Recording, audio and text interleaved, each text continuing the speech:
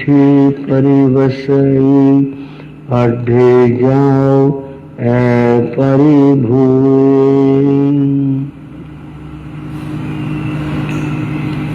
एक समय हस्तिनापुर नगर था। मैंने एक समय कहा, हस्तिनापुर नगर था, बात इतनी थी, जो कहा जाता है उसके पीछे कुछ भाव रहता है। हस्तिनापुर नगर शाश्वत नगर है। अब ये बात जो हमारे श्रावक जन हैं उनकी समझ में आनी मुश्किल है।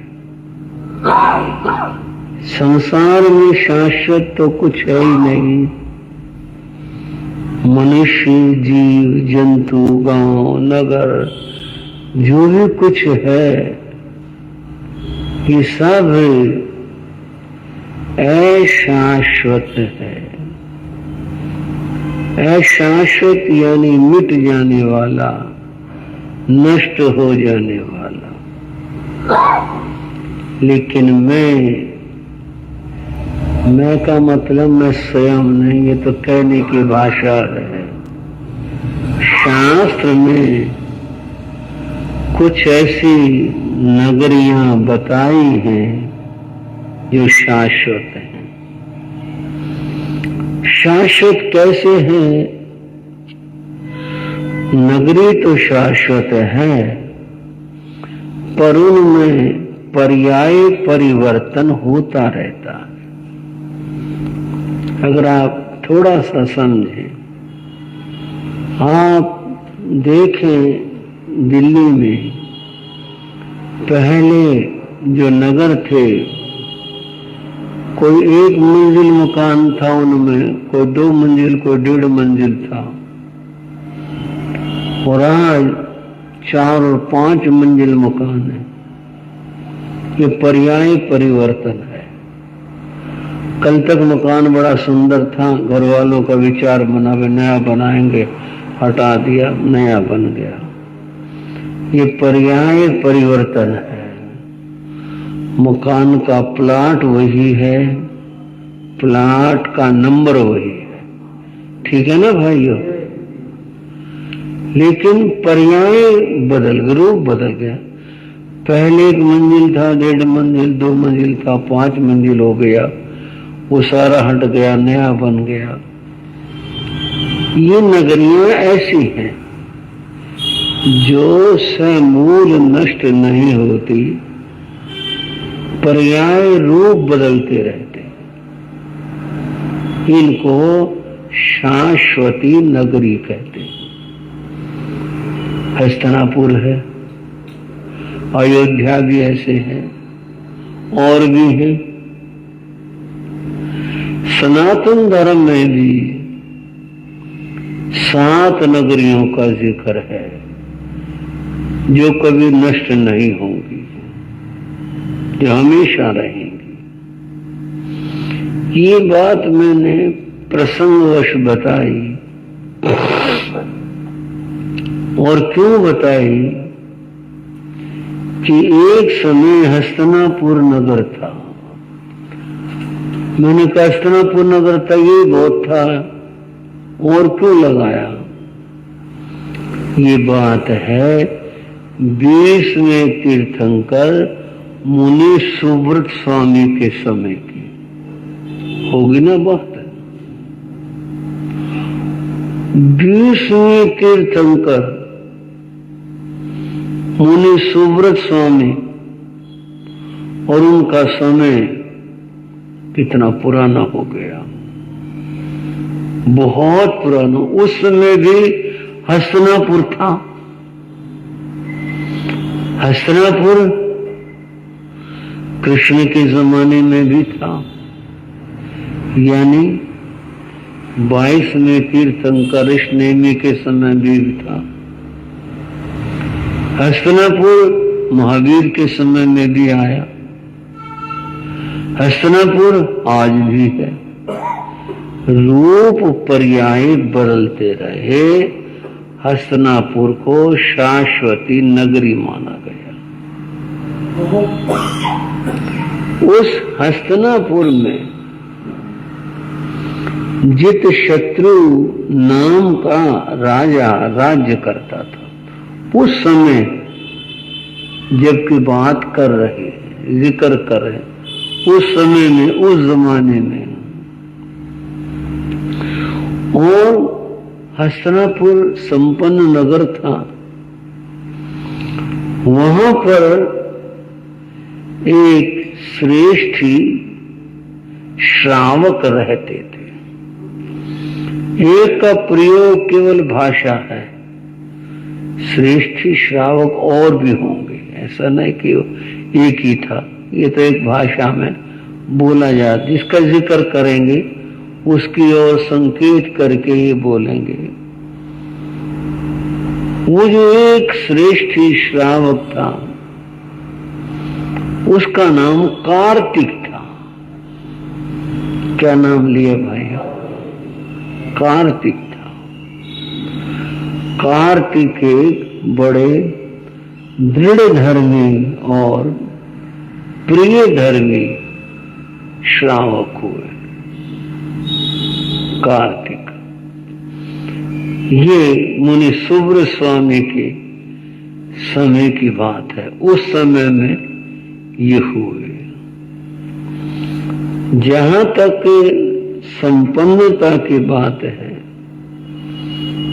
कुछ कथाओं में तो लिखा है कि उसके 1008 मुनि थे। अब कितना बड़ा काम होगा उस आदमी का, बहुत बड़ा काम होगा। कुछ कथाओं में लिखा है वह 1008 सेठों का प्रमुख था। तो भी बहुत बड़ा आदमी होगा। अगर यूं मान ले तो भी बहुत बड़ा आदमी होगा, बहुत संपन्न होगा। राजा उसको बहुत मानता था। राज दरबार में उसका स्थान था। कोई भी निर्णय लेना होता, राज्य का कार्य होता, तो जहां मंत्री आदि बुलाए जाते थे वहां कार्तिक को भी बुलाया जाता था। कार्तिक इतना राजमान्य व्यक्ति था, उसके बिना निर्णय पूरा नहीं होता था। उपासक दशांग सूत्र में श्रावकों की चर्चा है। उसमें एक शब्द आया, एक बात आई, और वो क्या बात और क्या शब्द आया? मेढी भूही। वह श्रावक मेढी भूत था। अब ये क्या चीज होगी भाई? मेढी भूत था, क्या मतलब हुआ इसका? अब जमाना बदल गया।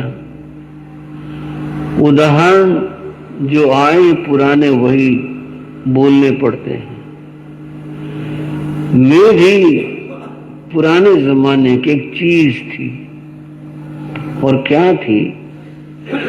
जब गेहूं निकालते थे, मतलब भूसे से गेहूं निकाला जाता था, तो उसको एक मैदान में बिछा देते थे। उसको पैरी डालना कहते थे। हाँ बड़े भाई, एक श्रावक ने तो आपने देखा नहीं देखा, हमने तो बचपन में देखा हुआ है। उसके बीच में मजबूत मोटा लट्ठा गाड़ते थे और उस लट्ठे से बैलों को इस लाइन में बांध देते और उनको चलाते रहते थे। वो बैल घूमते रहते थे। उनके पांव के कुचलने से वो घास कुचली जाती थी और गेहूं जो थे निकलते थे, फिर उसको बरसाते थे। वो जो बीच में लट्ठा मोटा गाड़ा जाता, उसका नाम मेढी होता था। उसको मेढी कहते थे। वो बीज था, वो मध्य था, सारा कुछ उसके चारों ओर घूमता है मेढी। तो उपासक दशांग सूत्र में कहा श्रावकों के लिए मेढी भूए, वह मेढी भूत था, मेढी की तरह था। नगर में और राज्य में जो कुछ घटनाक्रम होता घटता उसका केंद्र वो होता था, अर्थात उससे पूछा जाता था क्यों जी ऐसा कर ले, राजा भी सलाह लेता था। वो मेढी भूत होता था। श्रावक कैसे बताए हैं, श्रावक कैसे थे। कार्तिक के लिए भी आए मेढी हुए। राज्य का यह मेढी भूत था, इतना मान्य था राजा, और सभी बातों में इसकी राय ली जाती थी, पूछा जाता था, हाँ भाई ऐसा कर ले, ऐसा हो जाए, आपकी क्या सलाह है, आप क्या कहते हैं। अब बात आगे करते हैं। उसके लिए श्रमणोपासक शब्द आया। श्रावक के लिए यानी जैन उपासक के लिए दो शब्द आते हैं। एक श्रावक शब्द आता है, एक श्रवणोपासक शब्द आता है। पीछे याद हो न हो या कोई संस्कार रूप में होंगे, मैंने श्रावक शब्द की काफी चर्चा की थी, श्रावक के बारे में। यहां दूसरा शब्द आया श्रवणोपासक। श्रवणोपासक अर्थ है श्रवणानाम उपासते, श्रवणानाम उपासक है, श्रवणोपासक है जो श्रवणों की उपासना करता है, उसे श्रवणोपासक कहते हैं। उपासना है उनके समीप आना, समीप बैठना, उनके सेवा और भक्ति करना,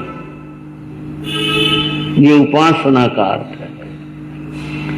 श्रवणोपासक जो श्रवणों के उपासना, सेवा, भक्ति और उनसे ज्ञान आराधना करना, ये श्रवणोपासक का अर्थ है।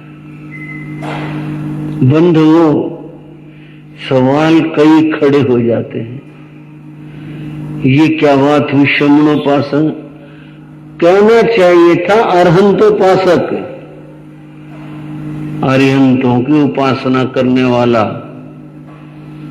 अरिहंत बड़े, साधु बड़े हैं, श्रवण बड़े हैं।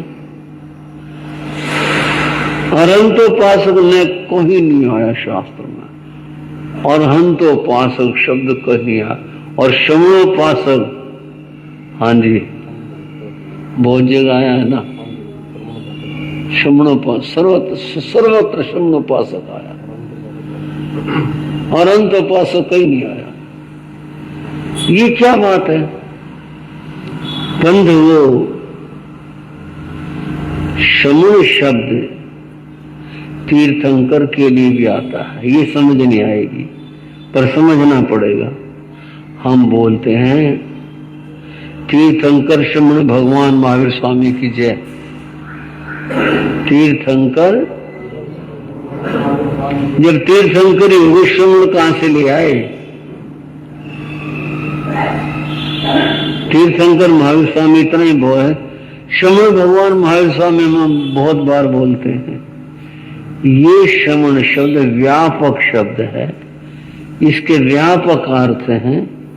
ये भगवान के लिए, तीर्थंकर के लिए भी आता है, साधुओं के लिए भी आता है। तो श्रवणोपासक का अर्थ हुआ श्रवणानाम उपासक है, श्रवणों का, साधुओं का, तीर्थंकरों का, अरिहंतों का, उनका जो उपासक है वह श्रवणोपासक कहलाता है। यह है श्रवणोपासक था। श्रावक शब्द के पीछे बात हो चुकी, थोड़ी सी बात आज और करते हैं। बौद्ध शास्त्रों में भी श्रावक शब्द आया। दो परंपराओं में, जैन परंपरा में और बौद्ध परंपरा में, वहां पर धर्मोपासक के लिए श्रावक शब्द आता है। बौद्धों के भी श्रावक शब्द आता है। हमारे यहां तो आता ही आता है। ये दो जगह आता है। श्रावक कौन होता है? बौद्ध ग्रंथों